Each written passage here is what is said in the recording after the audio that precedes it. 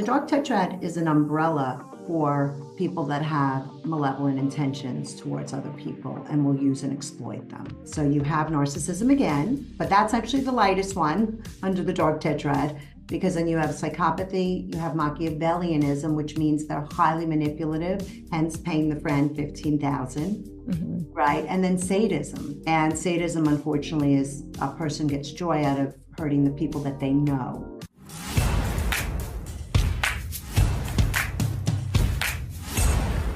Welcome to another episode of Negotiate Your Best Life. You guys, this is going to be so good. All right. So stop what you're doing and just sit down and take notes. All right. You're going to want to listen to this a few times because this is the best. Not only is Dr. Nadine Macaluso a psychologist in somatic psychotherapy and has a thriving private practice, she is also the ex-wife of the Wolf of Wall Street herself, who was also a narcissist and a drug addict at the time. And she dealt with what I call the 3 A's, which are what I call the deadly sins of marriage: abuse, addiction, adultery. And she had them all. I did. Yes. And so she was married to Jordan Belfort, the infamous stockbroker immortalized in the Hollywood hit, The Wolf of Wall Street. And so she has written a book that just came out, and the title is phenomenal. Run Like Hell. Yes. So if you're wondering what to do, there you go. Run Like Hell, a therapist's guide to recognizing, escaping, and healing from trauma bonds. So we're going to be talking all about that today. So thank you for being here. This is going to be a powerful conversation. Oh, I'm so excited to be here. This is wonderful.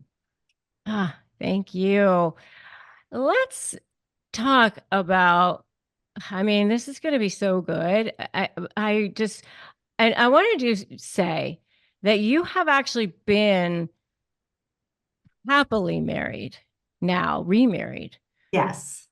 For 22 years. Yeah, I think together 25, married 23. Yeah. Yeah, okay, 23. Yeah. So you actually went on to have a whole new life after, and which is amazing. This is so good. So we're talking about your previous marriage here. So I want to go back. You grew up in New York. You were born in England, I think. Yes. Hence the Duchess of Bay Ridge. That's why he gave me that name. Okay. But you grew up in Brooklyn, New York City, in Brooklyn. Yeah. And you were super young. You meet Jordan Belfort at a party. Correct. And you were modeling, I think, at the time. Yes, I was. Yes. But you were like 22, right? Yeah. Okay. So you meet him at a party. What happens? Yeah, so I was 22 years old and modeling and living in the city and having, pretty much the time of my life as a 22-year-old should be, right? Yeah. And I had a boyfriend at the time. And as the movie depicts, I walked into this big, beautiful White House on the beach to Jordan's party. And as soon as I walk in, I can tell, I get a very eerie feeling. All the people, they seems like there's something wrong with them. They just seem out of their minds. And now I know, of course, they were on Quaaludes. I didn't even know what a Quaalude was, when I walked into the house. And so that was very interesting. And I really didn't even meet Jordan that long. We didn't have that long engagement as it shows in the movie, but was true is someone did expose themselves to me. And at 22, I was horrified and felt so much shame from that. Ironically, we feel shame when people are weird towards us, but that's what happens. And so I said to my boyfriend, we got to get the hell out of here. And by the way, he was married. He was married at the time. So I didn't even think about it again, except for the fact that those people seemed strange. But what would happen is that he had a white Ferrari Testarossa that he took the muffler out and put in a muffler that you can hear no matter where he drives, which kind of makes sense, right? Mm-hmm. So I would just hear his Ferrari circling around my house and I would see him in the Hamptons. But again, I had no idea that he was interested in me. So how do you end up seeing him again? So what happens is that he actually says to a mutual friend of ours, not a very close friend of mine, I'm going to make you $15,000 in the stock market if you get Nadine to come to dinner with us. Now, I didn't know this, right? So it was a total setup. And yeah, at 22, of course, you're super naive. And this woman kept calling me, and I was like, all right, I'll go to dinner. Like I kept blowing her off, honestly, because I didn't want to go. And so she said, oh, that guy Jordan's going to come. And I said, what's he coming for? Isn't he married? She goes, what do you care? I said, I don't care. I just think it's strange, right? So even my gut then, which I overrode, thought it was strange. And we sit down on 3rd Avenue at Mezzaluna, comes out of his white Testarossa with his cowboy boots on and sits down and we just start to talk. And he's charming, he's magnanimous, he's bright. I'm from Brooklyn, he's from Queens. We get along fabulously. Mm. Then when he asks to drive So me he home, basically, your friend basically took a yeah, just said, $15,000 bribe yeah, for yeah, to set me up. And so we weren't good friends. It was just an acquaintance. And then as he's driving me home, I'm like, oh, I think this guy likes me. And then the next day, I had 1,200 square foot of flowers in an 800 square foot apartment. And did you know that he was married? Yeah, well, because I said to her, isn't he Oh married? yeah, Right? you did say that. You Yeah. knew he was married. So I knew he was married. So that's why I thought it was Did strange. you And ask him like, are you still married at the yeah, time? I'm sure. I don't even really remember our conversation, but I'm sure I did. Mm-hmm. He sent me those flowers. And then I actually went to Chicago to model, and I really didn't see him much after that. And then I bumped into him again at a gym in New York City called the Vertical Club, which was like the hot club there, fitness club. And we saw each other there, and he said to me, I'm separated, I have an apartment in the city, let's go out. Was that true? Was he actually separated? He did have an apartment in the city. I don't think she knew they were separated, Okay. Yeah. right? Yeah. Yeah, Yeah. Okay. So did you go out with him then? You we did. did. We went out and then that was it. Fast and furious, madly in love. Probably said we loved each other 2 weeks later.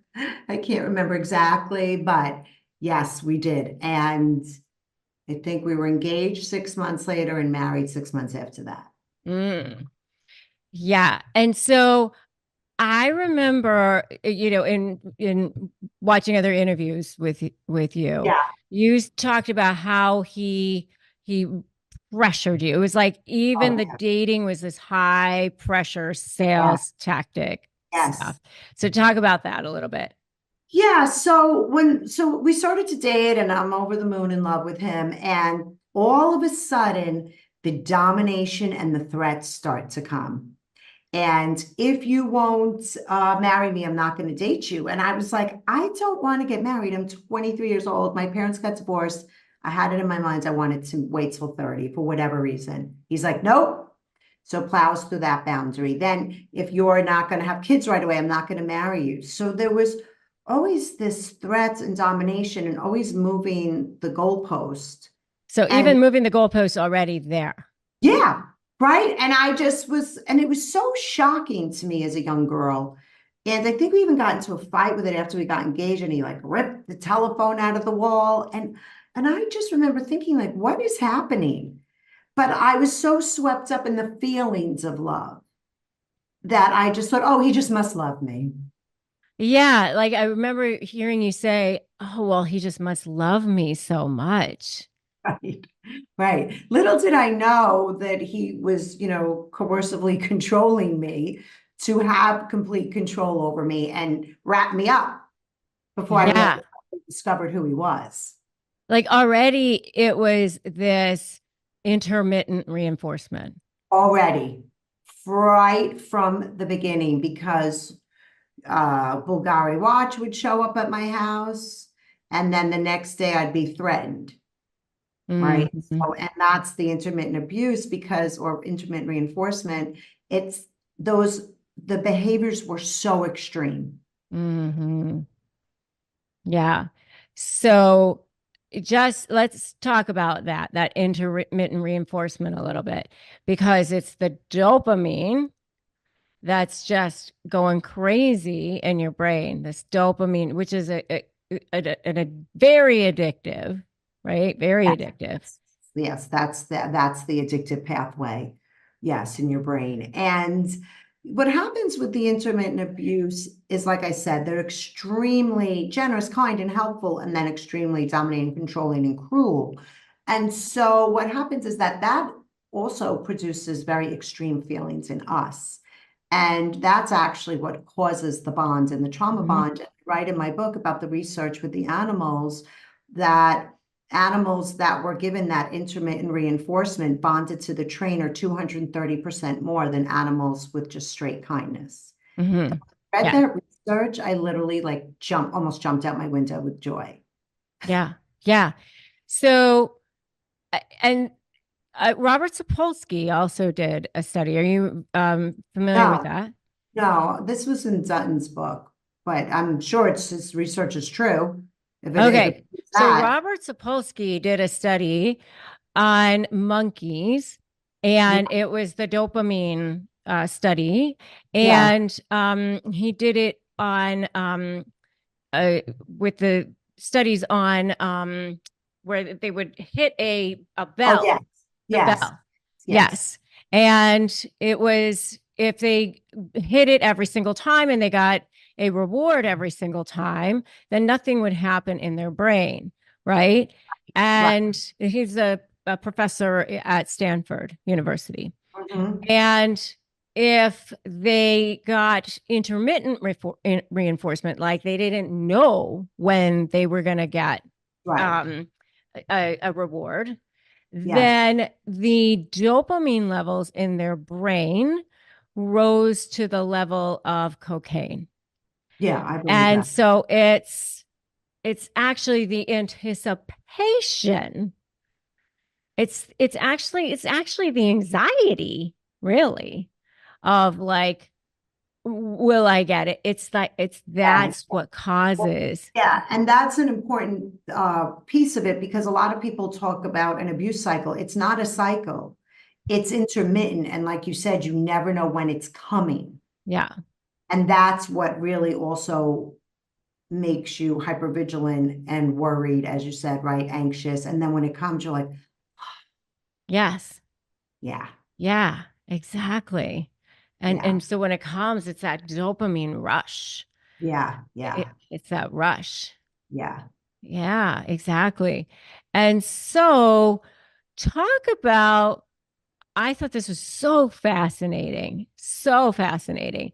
The qualities that you said that you have and that yeah, people have that were so perfectly aligned that yeah. that were like caused you to stay in that relationship longer Yes. than you probably should have. Yeah. And so in 2019, I read Sandra Brown's book, Women Who Love Psychopaths, and it Mm, really changed my life forever mm, because she had been working with women that had experienced coercive control and intimate partner violence, and they were judges and therapists and lawyers and, really pretty high functioning women, let's just say that. And so they weren't matching the other women that had been researched in the shelters. And so she started to give them all the five-factor model of personality, which is a personality test that measures traits, openness, conscientiousness, extroversion, neuroticism, and agreeableness.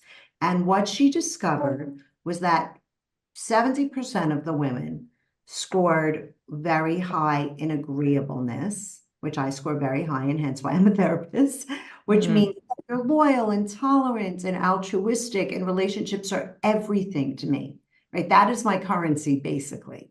I mm, love relationships. And then the conscientious piece is a piece.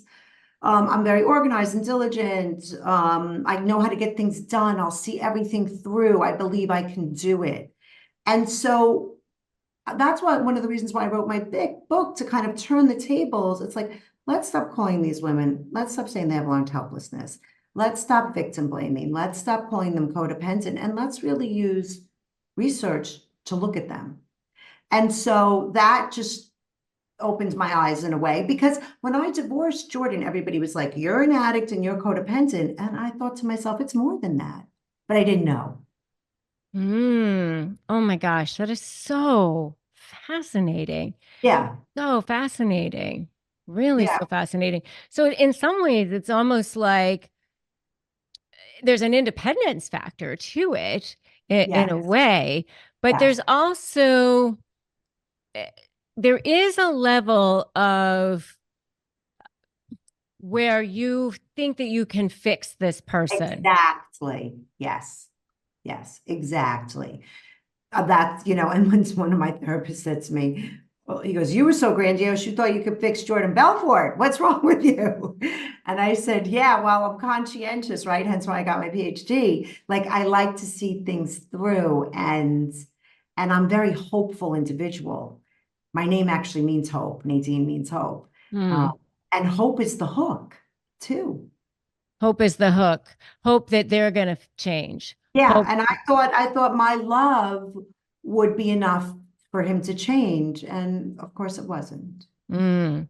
I Hope was is the hook. Hope that they're going to change. Hope that the relationship is going to be enough for them, or hope that that if you um, have children, maybe they'll change, right? If they move, if they go to therapy, right? And then, but nothing ever materializes. right.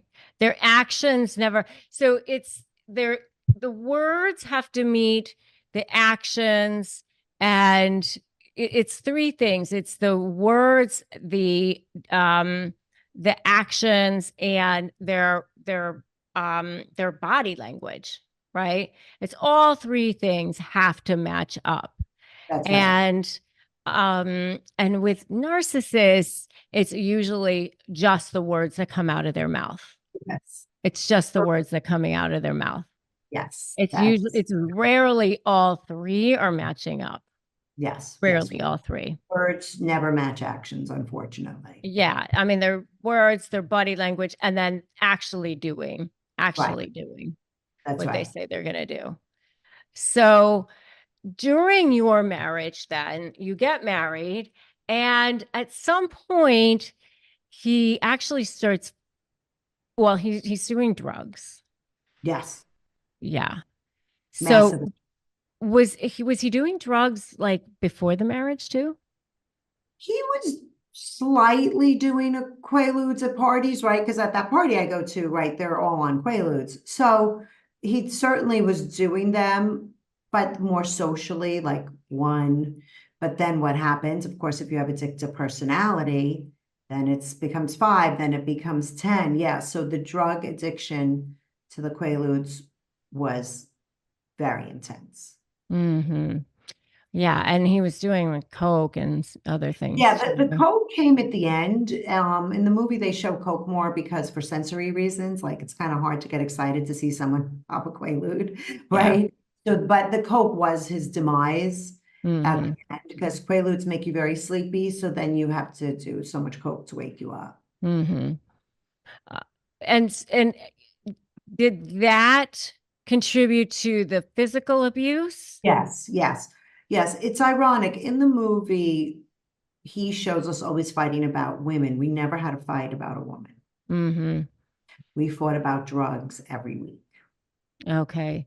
Yeah. And at some point he kicks you down the stairs. Yeah. Yeah. What happened is that I said to him, I'm not going to sit here and watch you kill yourself. I mean, all these people that are feeding off of you don't care. Mm-hmm. But I do care. You're the father of my children, and you need to get sober or I'm going to leave you. And that's when he went crazy. He took all my clothing and jewelry and threw them in the fireplace and lit them on fire and Mm, screamed at me. mm, And I went in the closet and I prayed and I said, God, give me the strength to do this. And then unfortunately he tried to take my daughter, said I'm going to be taking our daughter to Florida on a private plane. And I was like, over my dead body. You're whacked out on coke. But luckily, I had a very smart mother. And she said to me, because I had left the house, and when I went back, she said, call the police and tell them you're going to go home to a domestic violence situation, Mm. because she knew. And so after he kicked me, I did call the police, hung up, and I stopped him from taking our daughter. And luckily, they came and he got arrested. Mm. So it worked out. But you talk about how you feared leaving him. Oh, yeah. Because I mean, that was, after he kicked me down the stairs and he was in rehab, I remember looking at him through the window and shaking. That's how much fear I had in him. So then he did come back home. He was sober, but my love for him was done, Hmm. clearly. And also, he didn't really have any remorse. And as we know, people like that don't have a lot of remorse or empathy. And that was really the knife in my heart, not having the remorse, Yeah. Like, and did you ask him, like, you know, don't you feel anything for what you're doing to me, what you're doing to us? Did you ask him that? I'll never forget it, right? It was like 6 months after he had done it. We were having sushi. I can still picture myself there. I must have been 30 at the time. And I said, it was really hard what I went through with you, the drugs, the abuse. He was like, wasn't that bad. And Oh. that was it. My heart went done. And so then I always tell this to my patients. I did get lucky. He got arrested. Hmm. And so his ankle bracelet that he had on his ankle was ironically my freedom, Mm. because I knew he couldn't hurt me anymore. Yeah. Did he threaten, like, oh, if you try to leave me, I'm gonna do these things to you. I'm Yeah. gonna. Oh, yeah. When we were married, and it's not funny, but it's 25 years later, so I'm talking about it easily. It didn't feel like this then. I just want to state that he told me the only way you'll leave this marriage is in a body bag, Mm. right? And And so, when he said that to you, how did you feel? oh God, well, a lot of times they use those very imagistic. We call them scorched earth statements. Hmm. These large, right, grandiose scorched earth statements. And I felt, terrified. And then after the physical violence, and that's why once that ankle bracelet was on, I was like, bye bye, no more. Hmm. Hmm. So what would be your definition of a trauma bond? Like, where people talk about, um, like, they can't leave. They feel so powerless to leave a person, Yeah. right? They just feel, um, I mean, many people think that they still love the person too. Oh, sure, sure. I mean, that's another reason why I wrote my book, because it's a very complex psychological process. Hmm. And, we talked about the intermittent abuse, right? That has to be there. But I mean, if we're just going to say that it's this basic term, it's an emotional connection or attachment between really what I would say a perpetrator and a victim. Hmm. And where the victim initially, eventually loses her whole sense of self, Hmm. right? And gets stripped of that. Hmm. And one of the reasons why it happens is because there's the intermittent abuse, which we discussed, but also there's a power imbalance usually. Hmm. And so the perpetrator has the power usually, either because they have the resources. They like my ex, Jordan gained power over me through dominating, intimidating, threatening me, Hmm. or just the very fact that you love somebody, they have power over you. Hmm. So it's a very toxic, unhealthy relationship that you don't really realize you're getting yourself into until you turn around and you're not yourself anymore. Yeah. And they're constantly, a lot of times, putting you down. Yes, yes, yes, yes, yes. Yes, well, there's the manipulation, right, which is the gaslighting and the lying, but then there also is everything's about coercive control, and then there also is the disparagement, the insults, um, yeah, again, lowering your self-esteem. You're much easier to control if you have low self-esteem, and you fear somebody, Mm-hmm. and you're financially dependent on them, and you have kids, and maybe all your families are connected, right? Yeah. There's So a so lot of many times they layers. isolate you Yeah, from and a lot of people, times your they'll support isolate. system. Yeah, I did, that did not happen to me. I mean, he did tell me to stop my work. So that's another form of, needing control over me. But I did have a lot of friends around me, thank God. And I did go to therapy. I went to therapy every week, every Monday at 1 p.m. And even when my therapist was on vacation, I'd show up at her door like Mm. Pavlov's dog because I needed her so much to be. When I first met him, I was like, this is so beyond me. I got to go to therapy. So I was in therapy the whole time. Mm. And so you use the term pathological lover. Yeah. And why do you say that instead of narcissism? Well, because pathological means mentally unwell. And Mm-hmm. I believe that someone that will harm, exploit, betray, and use the person that they love to get their needs met from money, power, pleasure, and status is mentally unhealthy. Mm-hmm. So, and narcissism, so the way I break it down is that they do have a cluster B personality. So, which could be narcissism, antisocial personality, borderline, or histrionic. But then there's a term that I use in my book that's, very well researched in 2002, the dark tetrad. And so the dark tetrad is an umbrella for people that have malevolent intentions towards other people and will use and exploit them. So you have narcissism again, but that's actually the lightest one under the dark tetrad, because then you have psychopathy, you have Machiavellianism, which means they're highly manipulative, hence paying the friend 15,000, Mm-hmm. right? And then sadism. And sadism, unfortunately, is a person gets joy out of hurting the people that they know. So they can have a mix of that. They usually have substance abuse. They usually have a compulsive process disorder like sex addiction or gambling. They're highly impulsive, and they can have a mood disorder. And that people wonder why the woman can't figure them out. Mm-hmm. Yeah. And do you think, I mean, this is not always women. And I mean, No, because it of can be the course, other of way. course, it can go the other way. It can go the other way for sure. Listen, I'm married for so many years. My son-in-laws, not every man is like this, of course, thank God. It's just when you do academic research, you have to pull from that. And that's what the research shows. And then my practice was all these beautiful, smart, kind women showing up Mm-hmm. in trauma bonds. Yeah. And men can be trauma bonded too. Just, Yeah, just so that we can say that. Um, completely. but I will say that many times I think a woman's personality is, I think, would you say that society grooms us in some ways? For sure, for sure, for sure. I mean, the patriarchy is about hierarchy, Mm-hmm. and feminism isn't about, it's just about equality. And Mm-hmm. that's what I think people don't understand. But I do think society grooms men to be a certain way. Mm-hmm. And I'll also talk a lot about, they feel entitled because they're men. And women, I think for sure, were groomed to be good girls. Mm-hmm.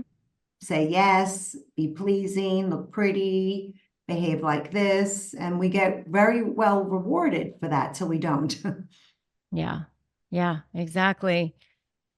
So, I mean, you were able to escape. I mean, I love the name of your book for a number of reasons, but one of the things, even before I even knew about your book, in my book, I say people don't nicely leave narcissistic relationships, even if it's a business partnership, which I was in a narcissistic business partnership just a few years ago, uh, or a job or whatever it is. They don't just walk away and say, "Hey, this has been great. Let's continue to be friends. I wish you well, blah, blah, Right. blah." It's never like that. It's No. always they run away like the building is on fire, like their hair is on fire, and they hope that they can survive, like and they're licking their wounds, and like they're just barely breathing on the other side. Their hair is on fire. Right. They're running away like they're running away from a burning building usually. Yes. And so it's always like that. Always like that. Yes, I would say 100% true. True story. Yes, yes, yes. And so when you are telling people or counseling people on how to start to extricate themselves from a trauma bond, it's one of the hardest things Yeah, because of that dopamine cortisol mix that's going on in their body. And it's yeah, so hard. It is yeah, so hard. yeah. So let's say a woman comes to me. Um, First of all, I'm just honored that they trust me enough, right, to Mhm. work with me. And it's a real collaboration the way I work. I'm not above them. I'm never going to tell them what to do. I'm going to give them psychoeducation, but they've just been in a relationship where they've had no agency or autonomy. Mhm. So it's super important that I create a safe space for them where they can come and say to me, for weeks, I'm not ready. For months, I'm not ready. I always think about my therapist who sat with me for 7 years. And so when they come to me, I start to use psychoeducation. I validate them. I explain why they're not crazy. I make them take the assessment for the big five to see what their personality traits are. I also make them have them take a assessment that tells me about their developmental trauma. What is So the name of that assessment? that assessment's called the NARM assessment. It's a postdoc theory that I studies. All these assessments are on my website. So for anybody who wants to take them, they can do that. And so I assess them, and we have a clear map of who they are. And then I say, okay, do you have a credit card in your name? Do you have your own secret bank account? Right? We've got to really get prepared behind the scenes because the pathological lover can never see you coming. Mhm. Have to fully take them by surprise, even though I may Yes. mean to tell them. Oh, that is so true. I always say it's wise to use the element of surprise. Yes, What I yes. say. Yeah, and so I say, don't ever let them see you coming. And now you have to wear a mask like they wore a mask. And I Hmm. know that's really, really hard for you, because they don't hate to lie. They want to be straightforward, but you have to do Yes. protection. And then I always refer them to a divorce coach if they're married, and actually divorce coaches too, because a lot of times we need like a wraparound team with this sort of divorce, right? And so I'm really just always, I have a very strength-based focus with them. Really, because they've been so stripped of their sense of self. What are your strengths? What are you competent at? Hmm. How can I build you up while you do all of this behind the scenes work so you can run like hell? Hmm. So good. Oh, I love this. So, so good. And I that mean, can be a month or 3 years, if they're, depending upon where they are in the process. sometimes it does take 3 years. I mean, when I was practicing, I had this woman, it took her 3 years, to get it started. She was married to a narcissist, and the guy was one of those malignant, and Yeah. she would come in and she was like, she looked like a nun at the beginning, like she was in her 60s. And I mean, the guy would accuse her of like cheating and all this crazy stuff. I mean, it was insane. And she would like sneak in, like, oh, I found another bank statement. And she would like drop it off in my Yeah. office. And then that was it. And she would like leave. And then she would come in like another month later and she was like, oh, I found something else. And she would drop it off. And then she'd walk out. And then like finally 3 years later, she was ready to start, Yeah. and then it was the most amazing metamorphosis ever. After it was over, she grew her hair out and she started wearing makeup and she got a boyfriend. And it was Yeah. so incredible. I was so Yeah. happy for her. Yeah, Yeah. and I respect that everybody has to do this at their own pace and in Yeah. their own time. And I, unless of course somebody's in real danger, then of course I step in because my number one job is to keep everybody safe. Of course. Um, but I love seeing the transformation. It's so Yes. amazing. It's the best. Yeah, and it's Yes. possible. Recovery is possible. It is always possible. It is always possible. I mean, I have a high conflict negotiation certification program now, and, I see the most incredible transformations every single day. I mean, the metamorphosis is beautiful. It's beautiful. Yeah, yeah. So, um, all right. Well, so how can people learn more about you and your book is there anything else that you wanted to share with us? I do like to share that specifically victims, or now we become a survivor, right? Yes. Of intimate partner violence, 75% of them will go on to experience post-traumatic growth. Mm.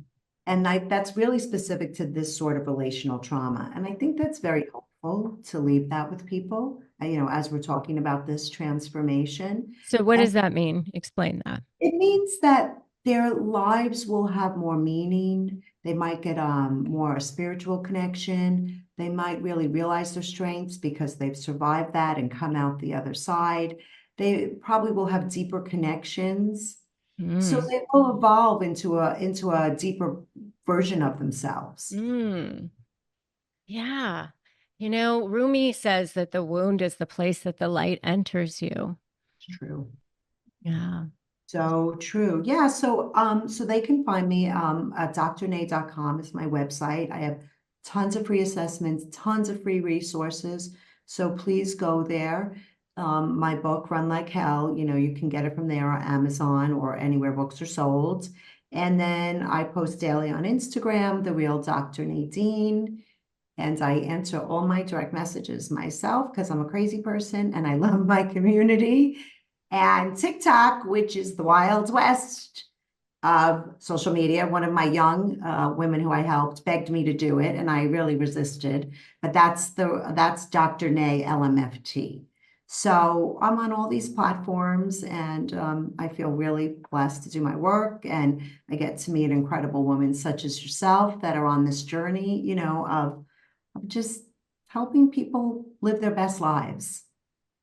Ah, love it. So go check her out, go follow her, go get her book, go check out her free resources on her website. We'll make sure that everything is in the show notes. And I'm so excited for you and so excited.